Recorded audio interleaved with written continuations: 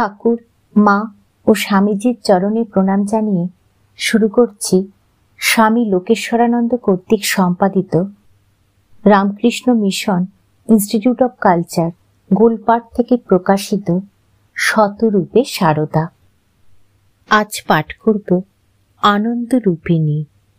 লিখেছেন নলিনী রঞ্জন চট্টোপাধ্যায় মহাশয়, প্রাক্তন প্রধান অধ্যাপক, বাংলা বিভাগ, বঙ্গবাসী কলেজ, কলকাতা। পাঠ করছি আনন্দরূপিণীর তৃতীয় পর্ব। বঙ্গ রঙ্গমঞ্চের মহত্তম দর্শক শ্রীরামকৃষ্ণ বাংলার ছায়াছবিও অনুরূপ সৌভাগ্যের অধিকারী হয়েছিল সমমাপের আরেকটি ব্যক্তিত্বের গুণে। তিনি সারদা দেবী। ব্রহ্মচারী অক্ষয় চৈতন্য জানিয়েছেন, 1325 সালের 12ই কার্তিক শ্রী মা কর্নওয়ালিস স্ট্রিটে নির্বাক ছবি শ্রীকৃষ্ণ জন্মাষ্টমী দেখেছেন। একই সঙ্গে আরেকটি তথ্য দিয়েছেন অক্ষয় চৈতন্য। ভাইঝিদের আবদার রাখতে শ্রী মা গড়ের মাঠে সার্কাস দেখতে গিয়েছিলেন ওই বছরেরই বড়দিনের সময়। কোনো বিশেষ সংস্কার সারদা দেবীর অভিনয় রস গ্রহণের পথে কখনো অন্তরায় হয়ে ওঠেনি। একবার বেলুর মঠে বিজয়া দশমীর দিন প্রতিমা বিসর্জনের সময় নৌকাতে ডাক্তার কাঞ্জিলাল নানা অঙ্গভঙ্গি ও রঙ্গ ব্যঙ্গ করে সকলকে আনন্দ দান করার চেষ্টা করছিলেন। সারদা দেবী নিজের ঘরে বসে সেসব দেখছিলেন। কাঞ্জিলালের ওই চপলতা এক ব্রহ্মচারীকে ক্ষুব্ধ ও বিরক্ত করে। সেদিকে শ্রী মায়ের দৃষ্টি আকর্ষণ করা হলে তিনি নির্দ্বিধায় রায় দিলেন, না না, এসব ঠিক। গান বাজনা, রঙ্গ ব্যঙ্গ এসব দিয়ে সকল রকমে দেবীকে আনন্দ দিতে হয়। বিল্বমঙ্গল নাটক দেখার দিন গিরিশবাবু গ্রহণ করেছিলেন সাধকের ভূমিকা। নানা রকম ভাবভঙ্গির মধ্য দিয়ে কপট সাধুর অভিনয় শ্রী মায়ের কাছে উপভোগ্য হতে পেরেছিল নাট্যবোধের প্রেরণাতেই। বাল্যে যাত্রাগান শোনার অভিজ্ঞতা তার জীবনে একটা স্থায়ী প্রভাব বিস্তার করেছিল, একথা আগেই বলেছি। নিজেই একসময় বলেছেন, তখন মা যাত্রা কথকতা এইসব ছিল, আমরা কত শুনেছি, এখন আর তেমনটি শোনা যায় না। কিন্তু যাত্রাগানের প্রতি তার আকর্ষণ সমগ্র জীবনেই অব্যাহত। এমনকি ভাষার ব্যবধানও তার রসোপলব্ধির পথে অন্তরায় হয়ে দাঁড়ায়নি। কাশীতে বৃন্দাবন থেকে আগত একটি দল শ্রীরামকৃষ্ণ অদ্বৈত আশ্রমে 3 দিন রাসলীলা অভিনয় করল। অভিনয় প্রীত সারদা দেবী শ্রীরামকৃষ্ণের কথারই পুনরাবৃত্তি করলেন। আসল নকল এক দেখলুম। রাধাকৃষ্ণ বেশি বালক দুটিকে টাকা দিয়ে প্রণাম করলেন। বলরামবাবু জমিদারি উড়িষ্যার কোঠারে থাকাকালীন শ্রী মা একবার ওই দিককার যাত্রা দেখেন। সরস্বতী পূজার রাত্রে যাত্রা হয়। দুটি বালক শ্রীকৃষ্ণ ও শ্রীমতীর ভূমিকায় অভিনয় করে। সেই যাত্রায় শুধু নাচ আর গান, একটিও কথা নেই। সারা রাত যাত্রা চলে। শ্রী মা এই যাত্রা দেখে এত মুগ্ধ হন যে সরস্বতী পূজার চিরন্তন বিধি পাল্টে তিনি পরপর 2 দিন পূজার এবং তৃতীয় দিনে নিরঞ্জনের বিধান দেন, যাতে দ্বিতীয় রাত্রেও ওই যাত্রার পুনরাভিনয় সম্ভব হয়। ওই যাত্রার একটি গান শ্রী মায়ের বিশেষ পছন্দ হয়। তার একটি কলি পরবর্তীকালে তার গলায় মাঝে মাঝে শোনা যেত, কোর কলিরারা নন্দর টিকা পিলাটি, অর্থাৎ কি করিল নন্দের ছোট ছেলেটি। যাত্রাগান, কথকতা, কীর্তন বাসর অনেক অনুষ্ঠানেই সাগ্রহে যোগদান করেছেন সারদা দেবী। সেগুলি দেখে আনন্দও পেয়েছেন সহজাত রসবোধের প্রেরণায়। কিন্তু জীবনের শ্রেষ্ঠ যাত্রাপালা শুনেছিলেন কামারপুকুরে। সে এক দুর্লভ সৌভাগ্য। একবার নিকটবর্তী কোনো গ্রামে যাত্রাভিনয় হইতেছে শুনিয়া স্ত্রী মা পরিবারের অন্য এক মহিলার সহিত তথায় যাইতে চাহিলে শ্রীরামকৃষ্ণ অনুমতি দিলেন না। ইহাতে তাহাদের মনোকষ্ট হইয়াছে বুঝিয়া তিনিও দুঃখিত হইলেন এবং সান্ত্বনাচ্ছলে বলিলেন, তিনি অর্থাৎ শ্রীরামকৃষ্ণ স্বয়ং সমস্ত অভিনয়টি তাহাদিগকে দেখাইবেন।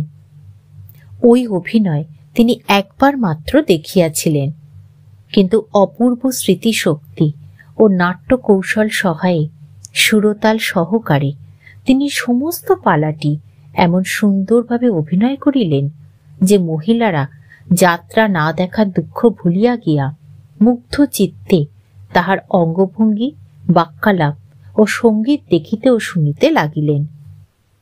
দুর্গাপুরী দেবী লিখেছেন, মাতা ঠাকুরানী সঙ্গীতানুরাগিনী ছিলেন, নিজেও গাহিতে পারিতেন। তাহার কণ্ঠ ছিল অতি মধুর, কিন্তু পাছে কেহ শুনিতে পায় এই জন্য নিম্ন কণ্ঠে গাহিতেন। ঠাকুর স্বয়ং তাহার সঙ্গীত শুনিয়া প্রীত হইতেন। একবার শ্রীরামকৃষ্ণ সারদা দেবীর গান শুনেছিলেন আকস্মিকভাবে।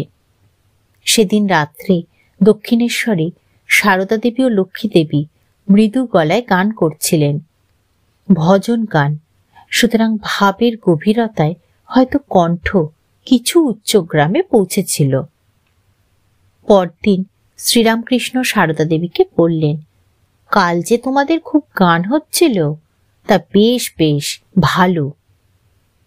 ভানু পিসি অর্থাৎ মান গরবিনী দেবী বলেছিলেন সারদা দেবীকে, আমি যেন ঠাকুরের গান শুনতে পাই যখন তুমি গাও। কিন্তু সে গান শোনার সৌভাগ্য অর্জন করেছেন খুব কম লোকই। সরলা দেবী শুনেছিলেন মাতৃকণ্ঠে নীলকণ্ঠের একটি গান, ও প্রেম রত্নধন রাখতে হয় অতি যতনে। তিনি লিখেছেন, কি মিষ্ট গলায় মা এই গানটি গাহিয়াছিলেন, তাহা আজ পর্যন্ত যেন কানে লাগিয়া আছে। শ্রীমতী রাধুর নিত্য নতুন আবদার শ্রী মা হাসি মুখে রক্ষা করতেন। একদিনের কথা লিখেছেন দুর্গাপুরী দেবী, সন্ধ্যাবেলা রাধারানী মাকে আবদার জানায় তাহাকে গান শুনাইতে হইবে।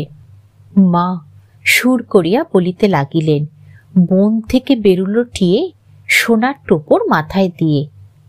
এটা শুনেছি, নতুন একটা বলো। ঝিকিমিকি তারা বনকে বাদুরা।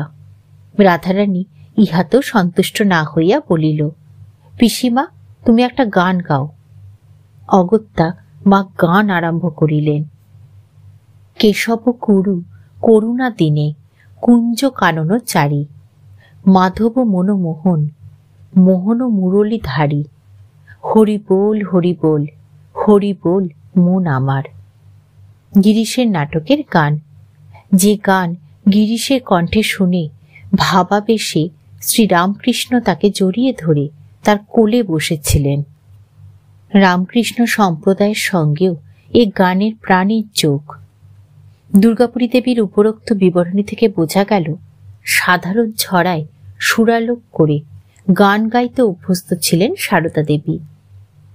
দুর্গাপুরী দেবী শ্রী মায়ের কণ্ঠে আরেকটি গান শুনেছিলেন বলে উল্লেখ করেছেন। গানটি বাল্মীকি আশ্রমে নির্বাসিতা সীতা দেবীর খেদোক্তি। বহু সাধনার গুণে পেয়েছিলাম নব দুর্বাদল শ্যামে, হারাইছি বিনা যতনে ধিক্রে জীবনে।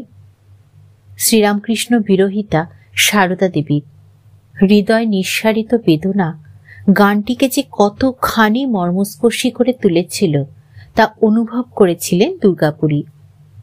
আমরা অনুমান করতে পারি মাত্র।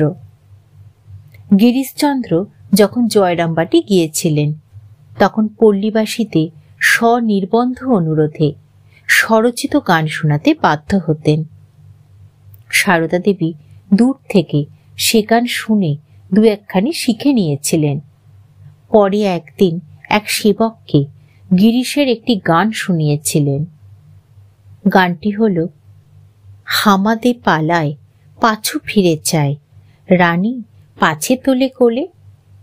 রানী কুতূহলে ধরো ধরো বলে, হামা টেনে তত গোপাল চলে। কখনো কখনো মন্ত্র উচ্চারণের মতো স্তোত্র বা গান আবৃত্তির কথা বলেছেন সেবকদের মধ্যে কেউ কেউ। স্বামী ঈশানানন্দ লিখেছেন, প্রত্যুষকালে কোনো কোনো দিন গুনগুন করে আবৃত্তি করতেন। প্রাতঃ সময় রঘুবীর জাগাওয়ে কৌশল্যা মাহতারি, উঠো লালজি ভোর ভয় সুরনর মুনি হিতকারী। স্বামী গম্ভীরানন্দ লিখেছেন, শ্রী মা গানটি গাইতেন রাধারানীর শিশুপুত্র বনবিহারীর ঘুম ভাঙানোর জন্য। স্বামী শান্তানন্দ জানিয়েছেন, শ্রীমা যখন 1319 সনে মাস দুয়েকের জন্য কাশীতে গিয়েছিলেন, তখন খুব ভোরে মৃদুস্বরে এই গানটি গাইতেন। শিবের আনন্দ কানন কাশী, যার মধ্যে বিরাজ করেন অন্নপূর্ণার কাশী। ব্রহ্মচারী অক্ষয় চৈতন্য কৃষ্ণময়ী দেবীর কাছে শুনেছিলেন, শ্রীরামকৃষ্ণের ভ্রাতুষ্পুত্র রামলালের কনিষ্ঠা কন্যা রাধার বিবাহে বাসর ঘরে সারদা দেবী গেয়েছিলেন, রাধা শ্যাম একাশনে সেজেছে ভালো, রাই আমাদের হেমবরণী শ্যাম চিকন কালো। সারদা দেবী তিনটি বিশেষ প্রিয় সঙ্গীতের কথা উল্লেখ করেছেন দুর্গাপুরী দেবী। 1. গিরি গণেশ আমার শুভকারী। 2. বিপদ বারণ তুমি নারায়ণ, লোকে বলে তোমায় করুণা নিধান। 3. বারে বারে যত দুঃখ দিয়েছ দিতেছ তারা, সে কেবলই দয়া তব, জেনেছি মা দুঃখ হরা। শ্রীরামকৃষ্ণের কণ্ঠে একটি গান শুনে শ্রী মা বিশেষ আগ্রহের সঙ্গে শিখে নিয়েছিলেন বলে ব্রহ্মচারী অক্ষয় চৈতন্য উল্লেখ করেছেন। যদি কিশোরী তোমার কালা চাঁদের, গোকুল চাঁদের উদয় খুঁজল হৃদে, দুঃখকে নাশিবে আর কৃষ্ণ বই আধার, কৃষ্ণ পক্ষে এখন থাকবি রাধে। কোনো গান সারদা দেবীর অন্তঃস্পর্শ করলে তিনি সেটি শেখার জন্য আগ্রহান্বিত হয়ে উঠতেন। কখনো শুনে শুনেই সেটি কণ্ঠস্থ করে নিতেন, কখনো লিখিয়ে রাখতেন পাছে গানের কথাগুলি ভুলে যান। একবার স্বামী তপানন্দের কাছে রাধা ভাবের একটি গান শুনে অত্যন্ত আগ্রহের সঙ্গে লিখিয়ে নেন, হৃদি বৃন্দাবনে আমারই কারণে সর্বনাশা বাঁশি বেজেছে এবার, তারে জানি না তবু যে ভুলি লোক লাজে, পাগলিনী ধাই অভিসারে তার। গান সারদা দেবীর নিত্য সঙ্গী, কিন্তু সমস্ত গান ছাপিয়ে এক মধুময় সঙ্গীত স্মৃতি তিনি আজীবন লালন করে গেছেন। আহা, গান গাইতেন তিনি, অর্থাৎ ঠাকুর, যেন মধু ভরা, গানের উপর যেন ভাসতেন। সে গানে কান ভরে আছে, এখন যে গান শুনি সে শুনতে হয় তাই শুনি। সঙ্গীত প্রসঙ্গে তার স্মৃতি রোমন্থনে, সমালোচনার ও রস বিচারের পরিচয় পায় এই মন্তব্যে। আর নরেনের কি পঞ্চমেই সুর ছিল, আমেরিকা যাবার আগে আমাকে গান শুনিয়ে গেল ঘুষুরির বাড়িতে। আর গিরিশবাবু এই সেদিনও গান শুনিয়ে গেলেন, সুন্দর গাইতেন। শ্রীরামকৃষ্ণের কণ্ঠে সারদা দেবী বহু গানই শুনেছেন, এমনকি তার জন্যই তিনি পুরো যাত্রাপালা গেয়ে শুনিয়েছেন। কিন্তু একবার দেশে যাওয়ার পথে শ্রীরামকৃষ্ণের সহযাত্রিণী রূপে তার সাহচর্য ও সঙ্গীত চিরস্মরণীয় হয়েছিল তার মনের মণিকোঠায়। শ্রী মা নিকুঞ্জ দেবীকে বলেছিলেন, নৌকায় করে বালি হয়ে দেশে যাওয়া, একসঙ্গে খাওয়া, গান গাওয়া, পরস্পর প্রসাদ খাওয়া। বললেন, আমি জানি তুমি কে, কিন্তু এখন বলবো না। এই নৌকা যাত্রায় সারদা দেবী এককভাবেও কি শ্রীরামকৃষ্ণকে গান শুনিয়েছিলেন? সেকালের অন্যতম শ্রেষ্ঠ গায়ক অঘোরনাথ চক্রবর্তী থেকে শুরু করে বাগদি ডাকাত সকলেই কণ্ঠেই গান শুনেছেন সারদা দেবী। কিন্তু ভক্তদের গানের মধ্যে যেন অন্য একটা আকর্ষণী শক্তি আছে। দুর্গাপুরী দেবী লিখেছেন, মায়ের সঙ্গীত প্রীতি ছিল বলিয়া শারদানন্দজি প্রায়শই মাতৃভবনের একতলায় সঙ্গীতের অনুষ্ঠান করিতেন।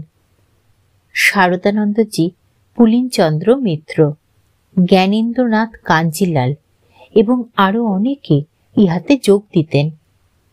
কোনো কোনো দিন সঙ্গীতে আকৃষ্ট হইয়া মা উপরের বারান্দায় আসিয়া নিবিষ্ট মনে গান শুনিতেন। আবার কখনো কখনো উপরে মায়ের ঘরে মহিলাদিগেরও সঙ্গীতানুষ্ঠান হইত। ইহাদের মধ্যে লক্ষ্মী দিদি, তৈলক্য সুন্দরী, নর্মদা দেবী প্রভৃতির নাম উল্লেখযোগ্য। ঠাকুর, মা ও স্বামীজির চরণে প্রণাম জানিয়ে শেষ করছি আজকের পাঠ, আনন্দরূপিণীর তৃতীয় পর্ব।